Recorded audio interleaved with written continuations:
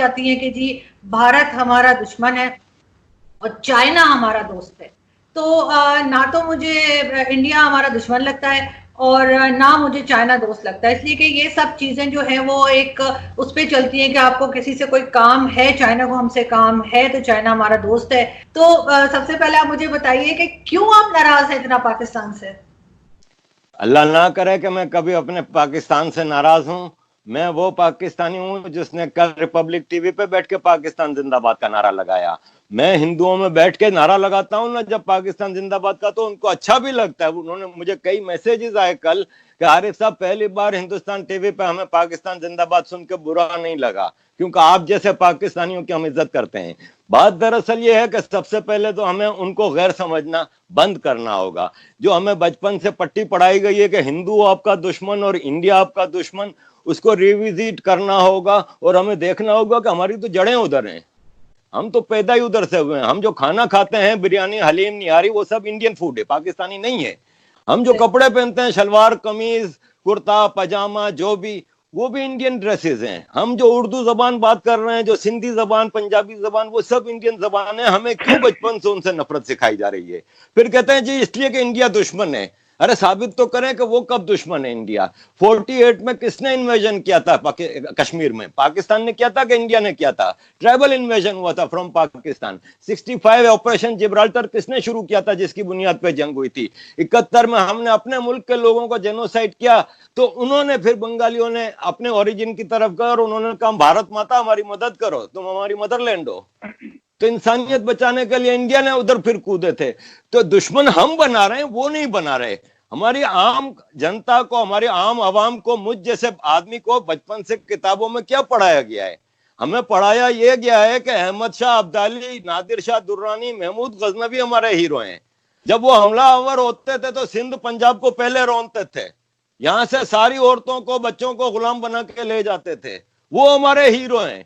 और हमारे हीरो कौन नहीं है? राजा दाहिर, जिन्होंने आले बैत को पनाह दी थी। क्या आले बैत खाली शिया लोगों के लिए काबिल इज्जत है? क्या हमारे दिल में उनकी मोहब्बत नहीं है? राजा दाहिर ने, हिस्ट्री ने साबित किया है कि उसको पनाह दी थी, लेकिन हमें सिखाया जाता है कि वो काबिल नफरत है। और वो मोहम्मद बिन कासिम जिसने हमारी माओ बहनों को गुलाम बना के बगदाद तक लेके गया था, वो हमारा हीरो है। ये गलत तारीख हमें पढ़ाई जाती है। अब इसका एहतजाज, आपने कहा कि मैं घर की बात बाहर क्यों लेके गया, तो आप मुझे बताएं कि घर में रह के अहमद वकास गोराया, सलमान हैदर, कितनी मिसालें दूं जिन्होंने आवाज उठाई, उनके साथ क्या हुआ? आप अहमद वकास गोराया को एक फोन करके पूछें कि उनके साथ सुलूक क्या किया जाता था। मैं बयान नहीं कर सकता आपको वर्ड्स में। जब जिनीवा में हमारी मुलाकात हुई थी तो उन्होंने जब बताया कि किस तरह पहले कपड़े उतार दिए जाते थे, फिर जिसकी मर्जी आती थी डंडा लेके आता था, मारना शुरू कर देता था, खाना नहीं देते थे। और मैडम, मैं एमक्यूएम की तरफ से हूं, मुझे पता है 90 दिन के लिए एमक्यूएम के तमाम कारकुनों को लेके गया था। और ये सब चीजें फिर जो टॉर्चर और सेक्सुअल टॉर्चर होते हैं वो वीडियोग्राफी होती है। उसकी बुनियाद पे फिर वो हमेशा के लिए गुलाम बन जाता है या फिर मुल्क छोड़ के भाग जाता है। तो अब हम जैसे लोग जिनको जिंदगी में अल्लाह का शुक्र है कोई तकलीफ नहीं है, हमारे बच्चे तकरीबन बड़े हो गए हैं, बेटी यूनिवर्सिटी में यहाँ पढ़ रही है, बेटा कॉलेज में पढ़ रहा है, हम एक हजरत उमर के माशरे में रह रहे हैं जहाँ पे state takes responsibility of its children and its subjects. तो हम तो एक हजरत उमर के माशरे में बहुत खुश रह रहे हैं, लेकिन दिल में अब एक तड़प उठती है जब जॉब से आते हैं, कोई दोस्त नहीं, कोई कुछ नहीं, क्योंकि पाकिस्तानी दोस्त नहीं बनाते हमें। इंडियनों से अभी तक मेरा कोई ऐसा पर्सनल दोस्तियां नहीं है, खाली सोशल मीडिया की हद तक के। घर आते हैं तो फिर जब सोशल मीडिया पे मुल्क के हालात देखते हैं तो फिर दिल में तड़प उठती है कि यार आवाज तो उठाएं और कुछ नहीं तो। और फिर ग्लोबल विलेज है, फिर दुनिया पाकिस्तान पे प्रेशर डालती है। जब ट्रेड एग्रीमेंट्स होते हैं, दूसरे होते हैं कि भाई ह्यूमन राइट्स तो आप रिस्टोर करें, जरा आम आदमी के सिविल लिबर्टीज को तो थोड़ा रिस्टोर करें, तो आपके साथ हम ये डील करेंगे, ये एड देंगे, ये लोन देंगे। तो ये जरूरी होता है आपके अपने माशरे में तब्दीली लाने के लिए आवाज उठाना, जो पाकिस्तान में बदकिस्मती से नहीं उठाने दी जा रही। और देखें, मैं तो इतना ज्यादा सोशल मीडिया पे इंडियन ऑडियंस के साथ इंटरेक्शन में रहता हूँ, व्हाट्सएप पे, दूसरी जगहों पे। आप बिलीव मी, मैं हर जगह फख्र से कहता हूँ कि मैं मुसलमान हूँ, इसलिए कि मैं हूँ भाई। मुझे किसी का खौफ थोड़ी है जो मैं डर के कह रहा हूँ कि किसी कोई वो है। मैं अपने रिलीजन, मेरे माँ बाप ने जो मुझे सिखाया है मैं उस पर कायम हूँ, लेकिन हाँ, मेरा इस्लाम बड़ा मुख्तलिफ है। میرا اسلام بہت ہی مختلف ہے جو یہاں پاکستان میں مولوی جو اسلام سکھاتے ہیں. کیونکہ سب سے پہلی بات تو یہ ہے کہ آپ کے یہاں تو اسلام ہی 15 قسم کا اسلام سکہ رائج الوقت ہیں. 1% پاپولیشن اہل حدیث کی ہے, لیکن ان کے حافظ سعید آپ کی فورن پالیسی چلا رہے ہیں. 10% یا 15% یا 20% ہوں گے تو دیوبندی ہوں گے, وہابی ہوں گے, یا ایکسٹریم فیکشن کے ہوں گے, وہ آپ کی افغانستان پالیسی چلا رہے ہیں, وہ آپ کی امریکہ کے ساتھ پالیسی چلا رہے ہیں. ارے کیا ہو رہا ہے؟ میں کہہ رہا ہوں کہ فخر بھائی نے 100% صحیح بات کی کہ آپ کو احمد وقاص گوریا بہت ہی تلخ ہو گئے ہیں.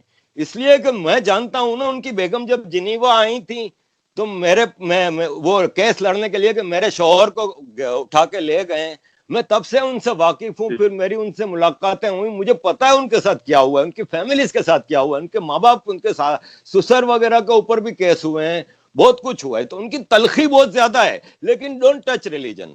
آپ آرمی کو گالی دیتے ہیں, کتنی بھی گندی گالی دیتے ہیں, مجھے برا نہیں لگتا کیونکہ وہ ہیں اس قابل.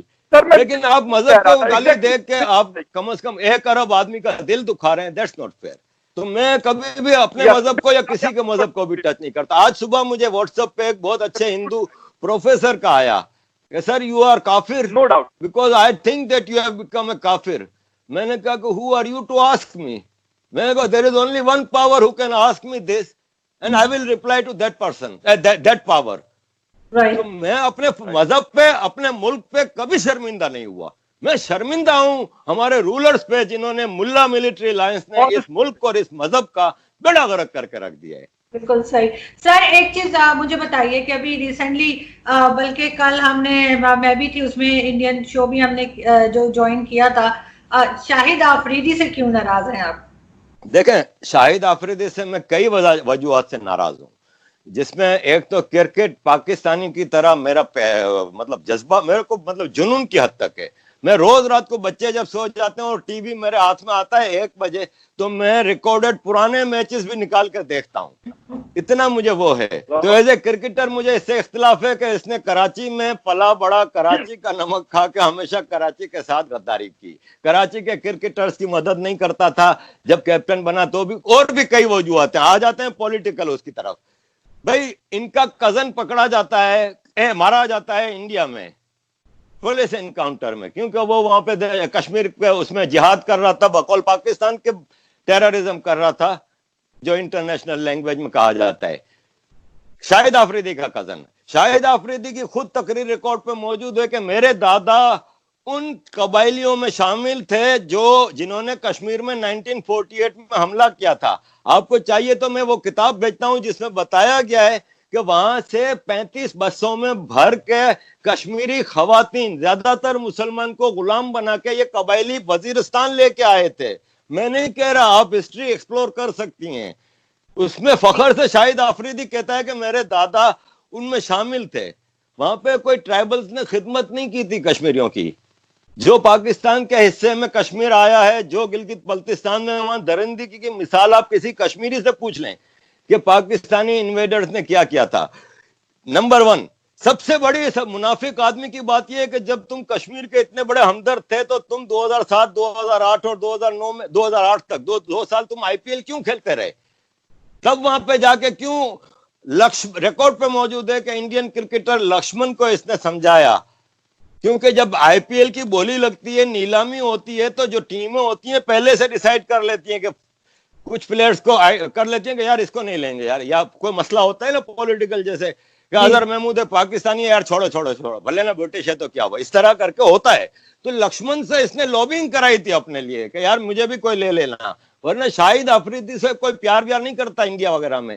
تو مجھے ان سے یہ ہے. پھر سب سے بڑی بات آپ دیکھیں, مہندر سنگھ دھونی ایکٹیو آرمی کا پوسٹ ہولڈر ہے, وہ میچز میں, انٹرنیشنل میچز میں اپنے کپڑے پہ انڈین آرمی کے لوگوں کو, کبھی اس نے یہ اس طرح کی بات کی؟ وہاں پہ تم جاتے ہو مظفر آباد میں آٹا بانٹنے, چیریٹی کرنے, وہاں پہ کھڑے ہو کے تم مودی کو گالی دے رہے ہو, وہاں پہ تمہارے ساتھ جو آرمی کے آفیسر کھڑے تھے وہ گالی دیں تو سمجھ میں بھی آتا ہے. تم پاکستان کے ایمبیسیڈر ہو, تم وہاں ہندو بنیو, تم یہ تم وہ, کس کو کہہ رہے ہو بھائی؟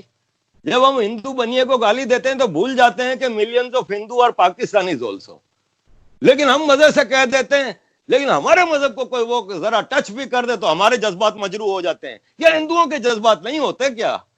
یہ ہم نے کبھی نہیں سوچا. تو شاہد آفریدی کی منافقت سے مجھے مسئلہ ہے اور کسی چیز سے نہیں.